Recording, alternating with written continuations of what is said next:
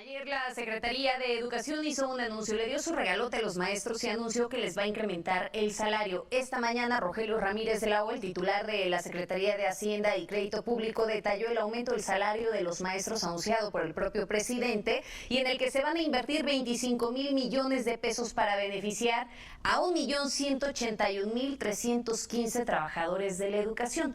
La pregunta es, ¿de dónde va a sacar el dinero? Se sumaría también a partir de cuándo lo van a aplicar, cómo, con qué. Y bueno, hay muchas preguntas en el aire. Ese es el tema que hoy ponemos sobre la mesa. Y saludo con gusto a nuestro director editorial Raúl Frías Lucio y a Víctor Hugo Hernández. Señores, ¿qué opinan? ¿De dónde va a salir el dinero?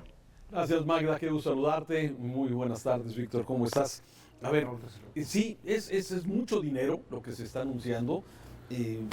Y desde luego también habría que preguntar, no viene etiquetado hasta el momento en el presupuesto este incremento del 7.5 a los maestros, no se sabe exactamente a partir de cuándo lo van a recibir, y bueno, es un anuncio que la verdad cae bien, muy bien a los maestros, pero que falta información, ¿no? Y qué bueno que fue el secretario de Hacienda el que lo anuncia, porque ya ves que la secretaria de Educación, Víctor, híjole, así anda con problemas. Primero confunde Caborca y Hermosillo en el estado de Jalisco. Ya conocías ese disparate que dice la Secretaría de Educación, que a todo se le puede ir, ¿no? Pero ayer mencionaba que ya el gobierno tenía 25 millones de pesos para este tema.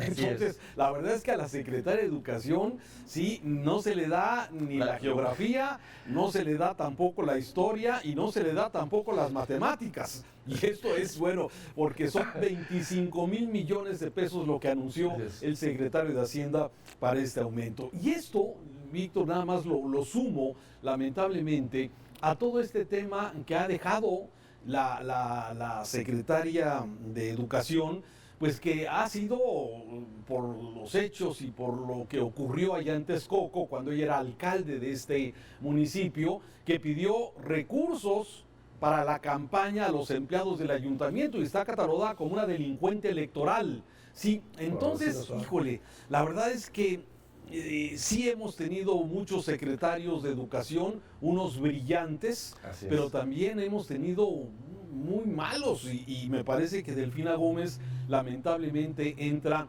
en este rubro de los malos secretarios. Pero bueno, más allá de eso me parece, Víctor, en un primer comentario, que es una buena noticia que por lo menos la inflación sea lo que se recupere para el salario de los maestros. Me parece que esto va a ir poniendo esta regla de los incrementos más o menos a este nivel. Pero sería muy importante que se clarifique cuándo y cuánto es lo que de alguna forma, ya se dijo 25,000 millones de pesos, pero ¿de dónde va a salir esta bolsa? Porque, a ver, están saliendo miles de millones para la refinería, para el Tren Maya, para el aeropuerto, pero los temas prioritarios, Víctor, que hemos hablado muchos de ellos, educación, salud, criminalidad, violencia, pues parecía que no hay recursos suficientes para poder enfrentar estos grandes retos que tiene el país. Sí, Raúl, siempre se dan buenas noticias. Yo soy partidario de los buenos sueldos, como podrás comprender en este sentido, y creo que en un país donde históricamente los sueldos han estado pauperizados y que un país en el que, como ocurre en este momento, nos come la inflación al igual que otros en el mundo, el aumento de ingresos para los trabajadores, y más si se trata de la educación, siempre será bienvenido, ¿no? Claro, el asunto es, si viviéramos en un país idílico, yo diría que donde más hay que aportar es en seguridad, salud y educación. Pero ya sabemos que a veces eso es lo que uno desea y lo que la realidad es, pues es otro asunto, ¿no?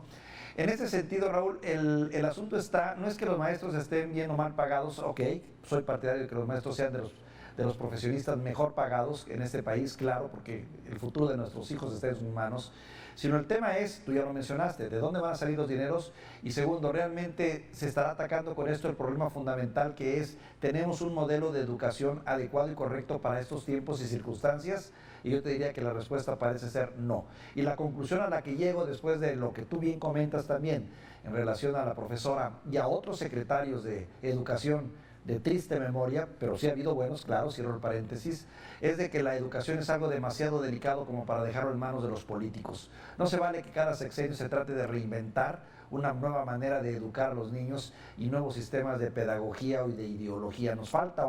Realmente nos falta un gran plan que rebase a la clase política y que sea un poco más afín a una educación como debe de ser, acorde a los retos que se presentan en otras partes del mundo donde estamos compitiendo.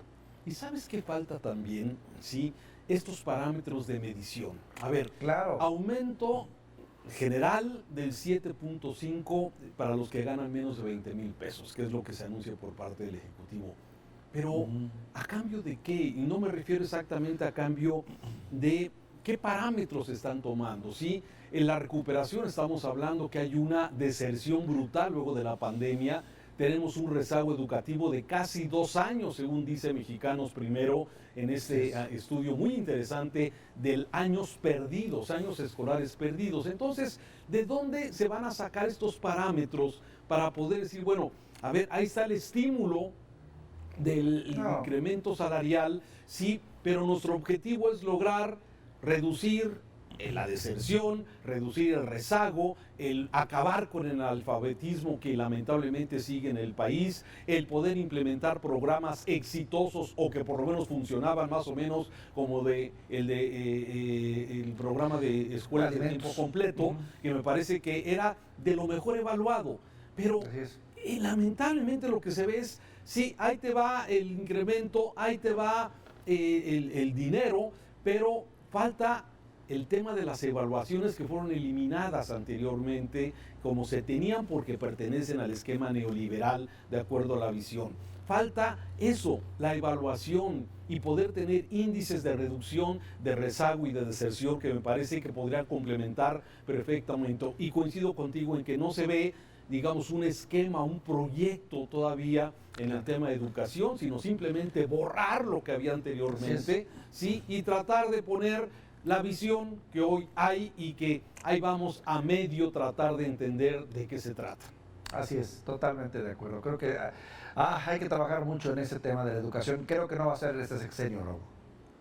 Sí, y fíjate que no solamente educación básica, también leía hace un rato un reporte que se da en educación media superior, donde también hay una afectación importante. Los jóvenes de bachillerato y de preparatoria, también una deserción de más de 300,000 jóvenes que dejaron de estudiar durante la pandemia.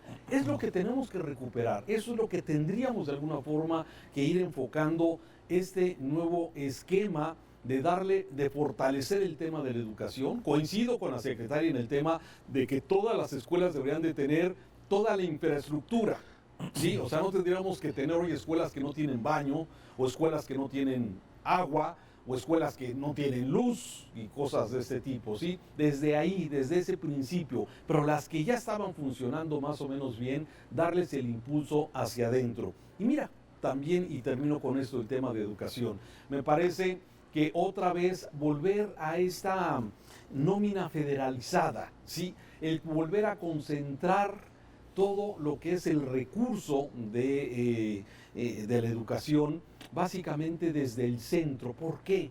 ¿Por qué se hace esto?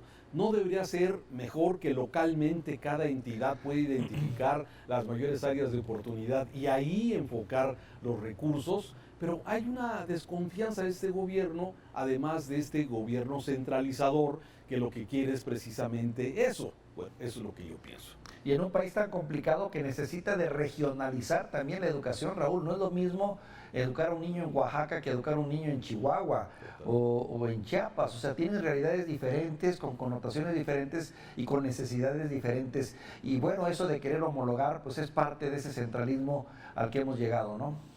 Sí, centralismo. Y déjame abarcar rápidamente otro tema que hoy fue abordado de nueva cuenta por el presidente López Obrador. El tema precisamente del desliz, es lo que pensábamos algunos que era un desliz. Sin embargo, esto no es así. Parece, y el presidente lo vuelve a ratificar, Víctor, que el tema de proteger la vida de los delincuentes está realmente convencido de que es así. Y esto sigue generando desde luego esta reacción. Sí, hay que cuidar la vida, sin duda es un buen principio, pero no debería ser primero cuidar la vida del ciudadano, debería ser primero cuidar la vida de las mujeres, cuidar la vida de las jóvenes, de los jóvenes, de las personas que nada tienen que ver con actos delictivos. Y sin embargo, el rasero que se le pone o que pone el presidente es exactamente el mismo.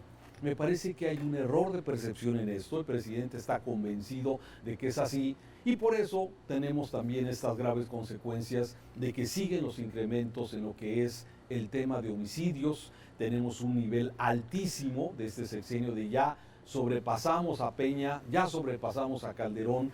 Y mira, este fin de semana, solamente este fin de semana, 255 homicidios entre viernes, sábado y domingo. El 15 de mayo, 105. Y estas son las cosas y lo que vemos de las imágenes del ejército doblegado, ¿sí?, ante los grupos criminales. Sí, uno dice, híjole, realmente esta estrategia de abrazos no balazos, o como le quieras llamar, si es que existe, realmente nos lleva a un buen fin, porque se le sigue culpando al pasado. No, no nos lleva a ningún buen fin y está claro que urge una readecuación en esta, si es estrategia, para enfrentar la delincuencia. Lo que sí me queda claro es que en el ánimo del presidente priva un sentido de, pues si no de solidaridad, al menos de tratar de entender, poniéndome en sus zapatos, esta realidad. Él parte de la premisa de que así como la pobreza genera otra serie de problemas, también en la pobreza, en la falta de oportunidades, se genera la delincuencia. Algo hay de cierto en esto, Raúl, pero creo que lo lleva al extremo de ahora sí de tasar con una misma tabla a todos los mexicanos, ¿no? Porque finalmente, ¿cuántos mexicanos pobres, humildes, hay que a pesar de su pobreza no andan en la delincuencia? ¿Y cuántos, habría que analizar, han decidido tomar las armas o el camino de la criminalidad bajo el pretexto de la pobreza y la marginación? Algo hay de cierto, claro, hay que trabajar en ello, pero está claro también de que hay que trabajar de manera urgente en lo que ocurre día a día. Tenemos, si queremos usar la expresión, o si me la permite Raúl, tenemos nuestras cajas de manzana, pero hay que entender que tenemos manzanas podridas, que si no las quitamos de manera radical, van a terminar descomponiendo las otras manzanas. Sí, así es, totalmente de acuerdo contigo. Lamentablemente, bueno, son estos hechos que de alguna forma, pues otra vez hay mucho dicho a veces, y ya estaremos hablando seguramente en los siguientes programas sobre, bueno, ¿cuál es el rumbo que tiene el país? Sí, a veces pareciera que con el tema del aeropuerto, con el tema del crimen organizado, con el tema de educación, con el tema de salud, se ha perdido la ruta, se ha perdido el norte, ¿sí? Como que andamos nada más picándole, ¿sí? Y si te vas al tema del aeropuerto, sí, ahí estamos hechos bolas con el tema de si hay o no hay capacidad para ordenar el espacio aéreo. 1, 2, te vas al tema de la violencia.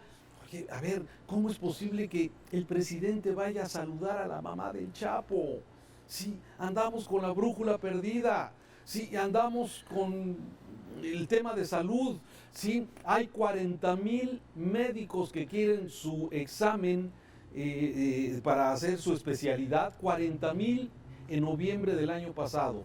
Y hoy el presidente nos dice que no hay médicos suficientes. No hay plazas suficientes. Hubo 40,000 solicitudes y solamente fueron aceptados 17,000 a nivel nacional. Entonces, sí hay capacidad, el problema es que está limitado el tema de las becas y las oportunidades para que estos 40,000, 49,000 fueron en total, que quisieron entrar a hacer su examen de especialización y simplemente no hay capacidad, pero sí traemos 500 médicos de Cuba. Bueno. En fin. Que más bien parece una especie como de atención, ¿no?, al pueblo cubano, ¿no?, contra quien no tenemos nada, pero que finalmente te convierte en candil de la calle y oscuridad de tu casa. Total. Víctor, gracias. Te mando un saludo, Raúl. Un saludo, muy buenas tardes.